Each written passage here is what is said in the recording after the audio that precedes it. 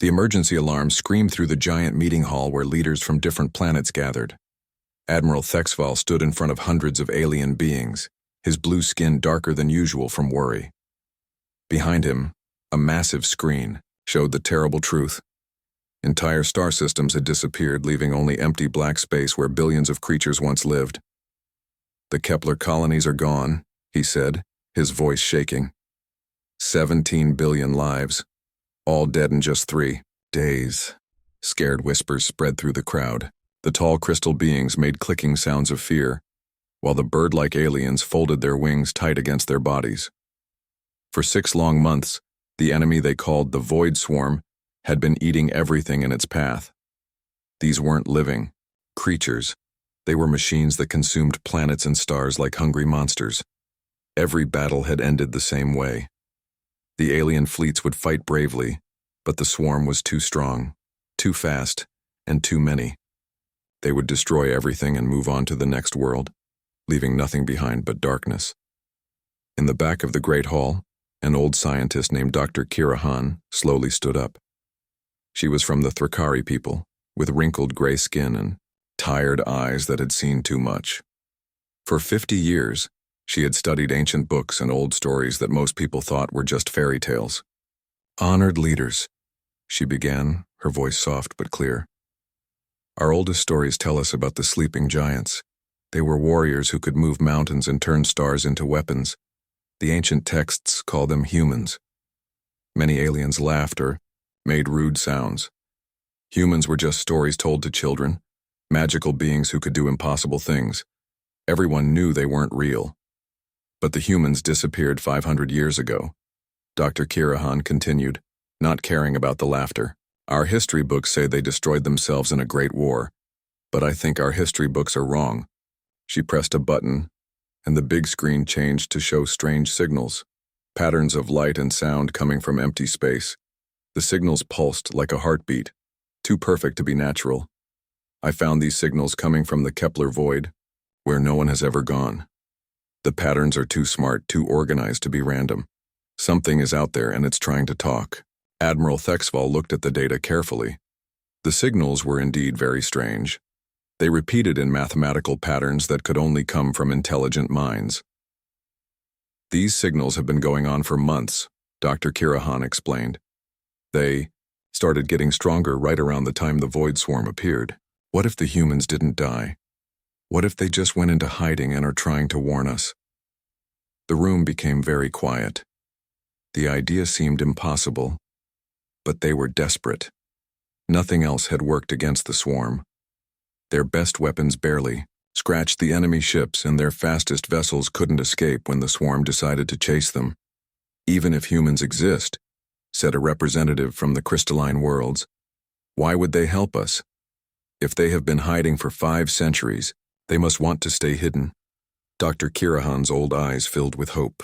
"Because," she said, "every story about humans says the same thing. They protect others even when it costs them everything. If they are out there, and if they know about the swarm, they won't let the galaxy die." Admiral Thexval made his decision. "The Council approves an expedition to the Kepler void.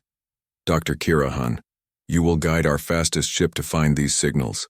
If there's even a small chance that humans exist and can help us, we must try." Far away, in the cold darkness of space where no alien had ever traveled, ancient machines suddenly came to life. They had been sleeping for hundreds of years, waiting and watching. Now their sensors detected something terrible approaching, the same enemy they had fought long ago. Deep inside hidden space stations, emergency broadcasts began sending messages across secret networks. On distant worlds covered by special shields, and aboard ships disguised as asteroids, humans began waking up from their long sleep. The messages were simple but urgent. "The swarm has returned. All units prepare for activation. The time of waiting is over." Commander Park Min-ho opened his eyes in his sleeping pod for the first time in 50 years. Around him, thousands of other pods began opening as his crew awakened. Through the station's windows, he could see the distant stars where the alien civilizations lived, the same civilizations his people had sworn to protect. "Status report," he said to his computer. All defense networks are online. The fleet is ready. We have been monitoring alien communications. They are losing the war. Minho nodded. His people had spent 500 years preparing for this moment.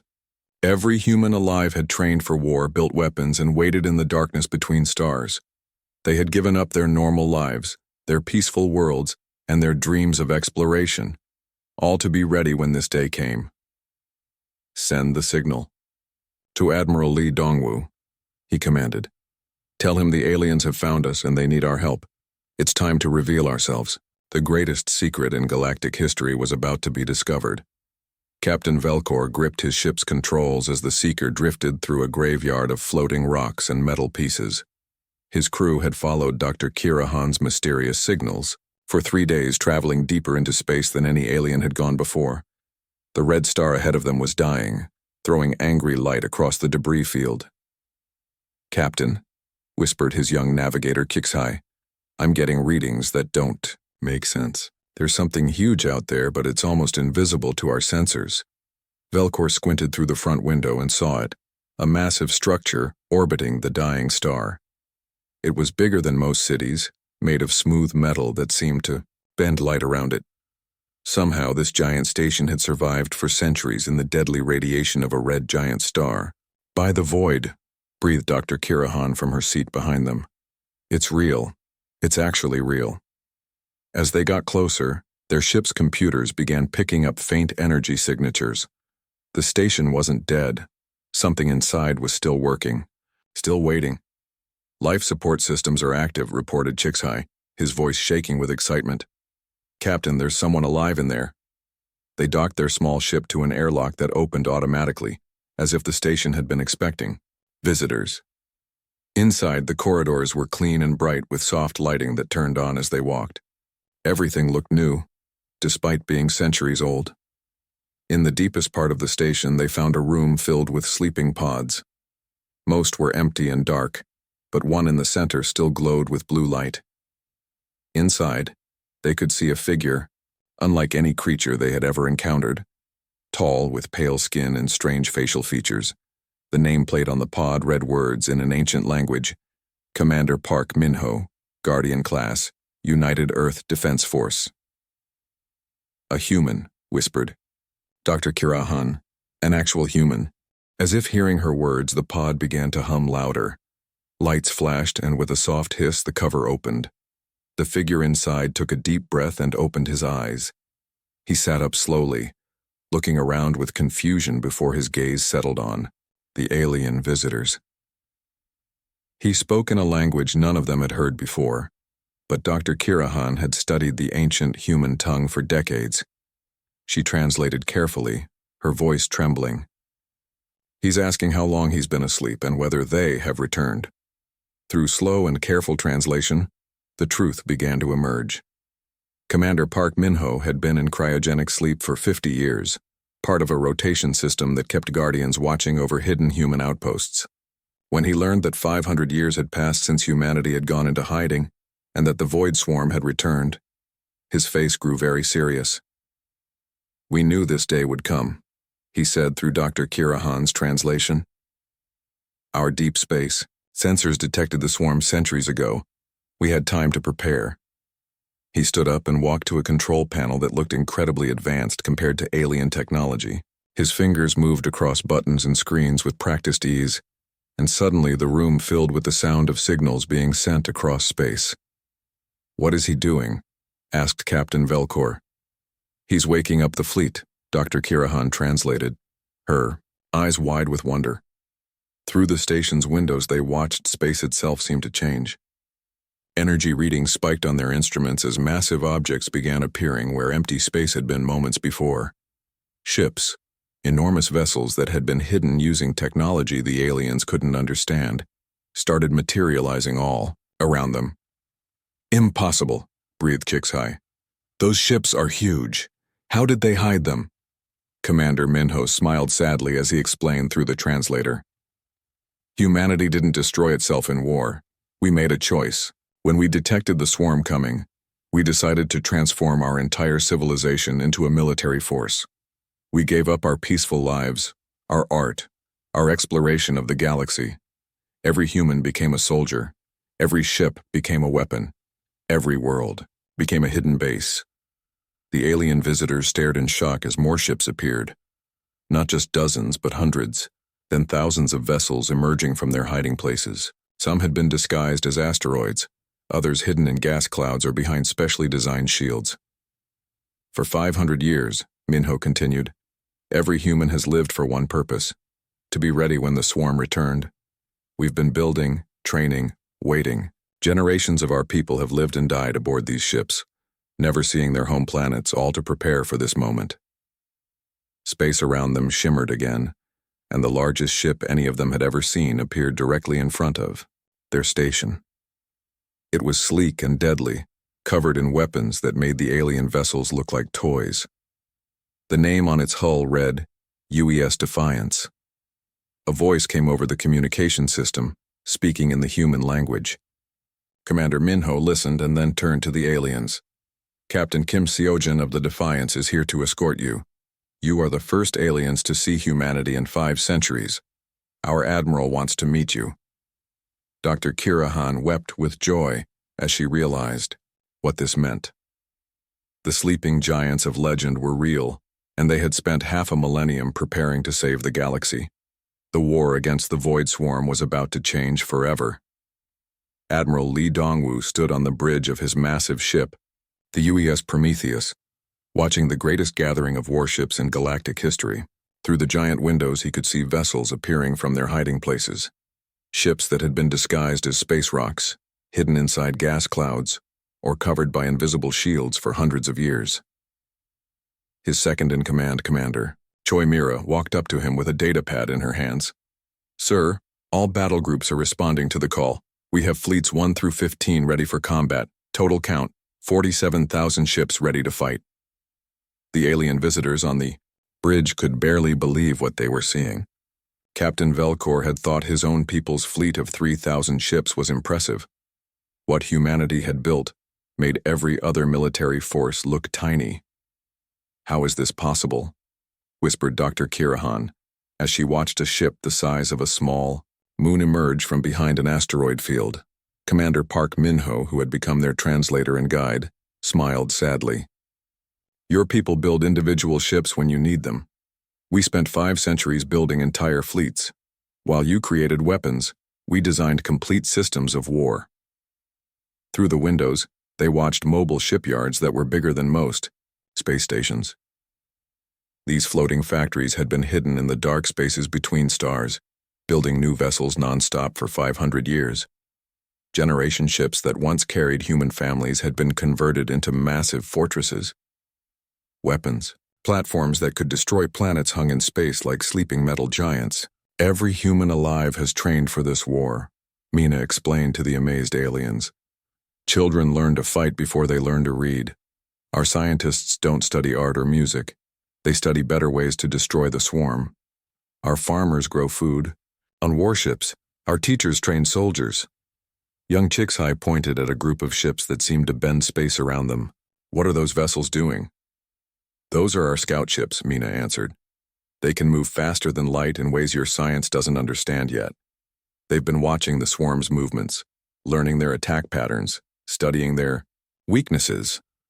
Admiral Lee Dongwu turned to address the alien guests directly. Through Commander Mina's translation, he explained humanity's strategy. Every ship was equipped with weapons that could crack moons in half. Their shields could withstand the heat of exploding stars. Most importantly, their computer systems could make battle decisions faster than any living mind could think. We know the swarm better than they know themselves, Gitten, the Admiral said. We've had 500 years to study every battle they've ever fought. We know how they reproduce, how they think, and most importantly, how to kill them permanently. Dr. Kirahan began to cry as she understood the full scope of what humanity had sacrificed. An entire species had given up everything that made life beautiful.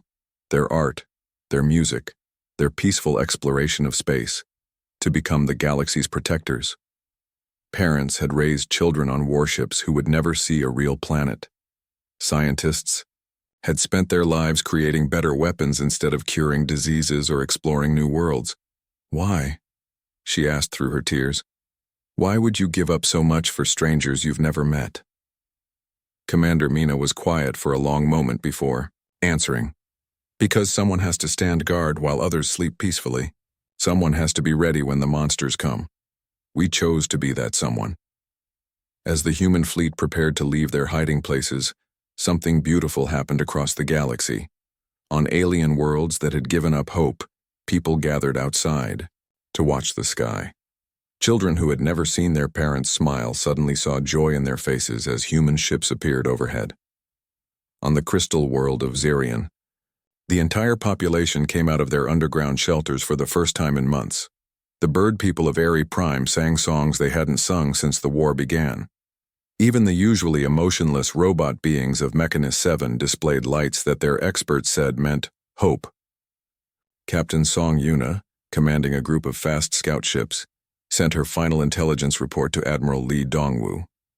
"Sir, the swarm has gathered near Nexus Prime. They're preparing for their final attack on the core worlds. Estimated enemy, strength, over 1 million units." The Admiral nodded grimly. "Then that's where we'll meet them. Signal all fleets. We move to Nexus Prime. After 500 years of waiting, it's time to show the swarm what happens when you threaten our galaxy." As the massive human armada began moving through space, the aliens aboard the Prometheus felt something they hadn't experienced in months. Hope. These weren't just ships they were watching. These were the dreams and sacrifices of countless generations of humans who had lived and died preparing for this moment. "Will we win?" asked Captain Velcor. Commander Mina looked out at the endless sea of human warships, each one carrying crews who had trained their entire lives for the coming battle. The swarm has never faced an enemy that was ready for them. They've always fought civilizations that were surprised and unprepared. Today they'll learn what it means to fight someone who has been waiting. The greatest battle in galactic history was about to begin, and for the first time since the war started, the defenders were ready. The battle began when the first Void Swarm scouts jumped out of hyperspace near Nexus Prime. They expected to find the usual scene: panicked alien ships running away in fear. Instead, they found 47,000 human warships waiting in perfect formation, like a wall of metal and death stretching across space. Captain Nalvex gripped the controls of his Corellian cruiser Starfire as he watched something impossible happen. The human ships, some as big as entire cities, began moving with grace and speed that defied all laws of physics. Ships that should have been slow and clumsy danced through space like fighters, turning and spinning in ways that should have torn them apart. "How are they doing that?" his weapons officer asked in amazement. "Their technology is beyond anything we understand," Nalvex replied, watching a human dreadnought perform a loop that would have killed everyone aboard an alien vessel. Admiral Lee Dongwu stood calmly on the bridge of the Prometheus, watching his tactical displays as the swarm poured into the system. Millions of mechanical creatures, each one designed to consume and destroy, filled space with their dark presence. In any previous battle, such numbers would have meant certain defeat. "All ships, begin pattern alpha," he commanded into his communicator. What happened next would be remembered forever by every alien who witnessed it. The human fleet didn't just attack. They moved like parts of a single giant machine. Thousands of ships coordinated their fire with perfect timing, creating patterns of destruction that carved through swarm formations like a hot knife through ice. Commander Park Jisoo, monitoring the enemy from her sensor station, called out new targets as they appeared. Large hive ship approaching from Sector 7. Swarm carrier launching fighters at bearing 215. Each time she identified a threat, dozens of human ships would respond instantly. Their weapons didn't just destroy the enemy, they completely vaporized them, leaving nothing behind that could repair itself or reproduce. The alien observers watched in awe as human ships performed tactics they had never seen before. Some vessels would intentionally let swarm units get close, only to reveal hidden weapons that destroyed entire formations at once. Others used their advanced shields to ram through enemy lines, clearing paths for smaller ships to attack weak points. "They're not just fighting," whispered Dr. Kirahan. "They're performing surgery on the enemy." Captain Kim Seojin's ship Defiance led a charge against a cluster of swarm hive ships. 300 human vessels followed him in perfect formation, their combined firepower focused on precise targets. The aliens had learned to fear these hive ships, massive creatures that could eat entire fleets. Under human attack, they died in seconds, but the humans paid a terrible price for their victories. When a massive swarm queen ship broke through the defensive line and headed toward a group of refugee transports, Admiral Lee Dongwu made the hardest decision of his life. "All ships, this is Admiral Dongwu," he announced over the fleet communication system. "The Prometheus and escort group will perform ramming attack on the queen ship. It has been an honor to serve with you all." Captain Nalvex watched in horror and admiration as the human flagship and 20 other vessels turned directly toward the enormous enemy. The crews aboard those ships knew they were going to die, but they didn't hesitate. As the Prometheus accelerated toward its target, the voices of 50,000 human crew members began singing an ancient song from their homeworld. The melody was beautiful and sad, telling the story of people who traveled far from home but never forgot where they came from. The collision was visible from across the star system, a flash of light so bright it temporarily blinded sensors. When the light faded, both the queen ship and the human vessels were gone, but the refugee transports were safe. Tears ran down alien faces throughout the fleet as they realized what they had witnessed. These humans didn't just fight to win, they fought to protect others even when it cost them everything. "Why?" asked Kixai, his young voice breaking. "Why would they sacrifice themselves for us?" Commander Choi Mira, now in charge after the Admiral's death, answered simply, "Because that's what humans do. We protect those who cannot protect themselves." The battle continued, but something had changed. The Void Swarm, which had never retreated in recorded history, began pulling back. Their formations became confused and scattered as human ships continued their relentless assault. For the first time since the war began, alien crews across the galaxy watched their long-range sensors show something impossible. Swarm units were running away. The mechanical plague that had consumed entire civilizations was retreating from human space. "All enemy units are withdrawing," reported the sensor officer aboard Captain Nalvex's ship. They're actually leaving." But the humans didn't celebrate. Commander Choi Mira knew this was just the beginning. The main swarm force was still out there, waiting at their primary hive complex in the Andromeda approach. The real battle was yet to come. "All ships prepare for pursuit," she commanded. "We're going to follow them home and end this war once and for all." As the human fleet regrouped and prepared for the final assault, every alien in the galaxy felt something they hadn't experienced in months. The hope that tomorrow might bring peace instead of destruction. The final battle took place at the edge of known space, where the Void Swarm had built their greatest hive complex. Commander Han Ji-won stood on the bridge of the UES Vengeance, looking at something that shouldn't exist. A structure so massive it had its own gravity, built from the consumed matter of 3 entire star systems. "By the Void," whispered Captain Velcor, still aboard as an observer. "It's eating the stars themselves." The swarm's main hive was a nightmare of metal and organic tissue, stretching for thousands of kilometers in every direction. Tentacles, the size of moons, reached out to nearby planets, draining them of all matter to feed the endless reproduction cycles within. This was where new swarm units were born by the millions every day. "Conventional weapons won't work against that thing," reported Lieutenant Yoon Subin from her weapon station. "It's too big and it repairs itself faster than we can damage it." Commander Han Ji-won nodded grimly. She had taken command after Admiral Lee Dongwu's sacrifice at Nexus Prime, and the weight of responsibility felt heavy on her shoulders. Every human in the fleet was looking to her for the victory their people had prepared 5 centuries to achieve. "Prepare the stellar lance," she commanded. A hush fell over the bridge. Even the alien observers had heard whispers about humanity's ultimate weapon, a device so powerful and dangerous that it had never been tested in actual combat.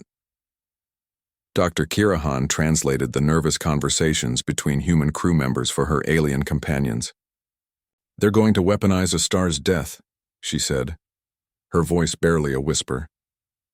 Deep within the Vengeance, Technicians worked frantically to prepare the weapon that represented humanity's greatest scientific achievement and most terrible sacrifice. The stellar lance could cause a star to collapse and explode, directing the energy in a focused beam. But using it meant destroying an entire solar system, including any planets that might harbor life. All fleet units, clear the targeting zone, Commander Han Ji-won announced. Minimum safe distance is 50 light minutes. Anyone closer will be vaporized. The human fleet pulled back to what they hoped was a safe distance. The alien support ships retreated even further, their crews terrified of a weapon that could destroy stars. Only the Vengeance remained close enough to target the Hive complex. Stellar Lance is charged and ready, reported Yoon Subin. Target locked on the Hive's central core. Han Ji-won took a deep breath. In a few moments she would either save the galaxy or destroy it. Fire. The weapon's discharge was unlike anything ever seen in galactic history. Space itself seemed to tear open as artificial stellar collapse created a beam of pure destruction. The energy released in those few seconds was equivalent to the total power output of 1,000 normal stars. The swarm hive, which had seemed indestructible moments before, simply ceased to exist. The beam carved through it like it was made of paper, vaporizing billions of swarm units in an instant. The explosion that followed lit up the entire sector, visible from neighboring galaxies.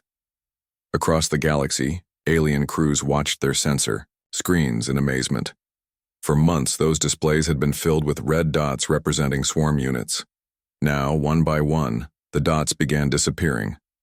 Without their central hive to coordinate them, the scattered swarm units became confused and inactive.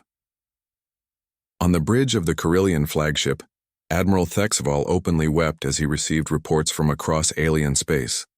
All sectors reporting clear, his communications officer announced. No active swarm units detected anywhere in the galaxy. The war was over, but the real emotions came later, when the human fleet returned to inhabited space. On world after world, entire populations gathered to welcome the ships that had saved them. Many aliens saw humans for the first time, not as legends or myths, but as real people who had given up everything to protect strangers. Young Chixhai watched through the Vengeance's windows as they approached his homeworld. The surface was covered with lights, millions of his people holding glowing crystals in celebration. They're singing the victory song, he said with tears in his eyes. We haven't sung it in 3 generations. On the crystal world of Zerion, the entire population emerged from their underground shelters for the first time in months. Children who had lived their entire lives in hiding saw natural sunlight and open sky. Their parents wept with joy as human medical ships landed, bringing doctors to treat the wounded and supplies to feed the hungry. The bird people of Eri Prime performed their sacred flight of honor, with millions of winged beings taking to the skies in complex patterns that spelled out, "Thank you" in their ancient language. Even the usually emotionless robot beings displayed lights and sounds that their experts said meant pure happiness. When the Galactic Council offered humanity leadership, of the combined fleets, Commander Han Ji-won politely declined. We didn't fight this war to rule the galaxy, she explained through translators. We fought it to protect the galaxy. We prefer to remain the guardians in the darkness. The final scene that would be remembered forever took place on Earth's surface, revealed to aliens for the first time in 5 centuries. Human children, pale from living aboard ships, played alongside young aliens under an open sky. Overhead, the great human fleets continued their patrol routes among the stars, eternal guardians, ensuring that the peace they had died to create would never be broken again.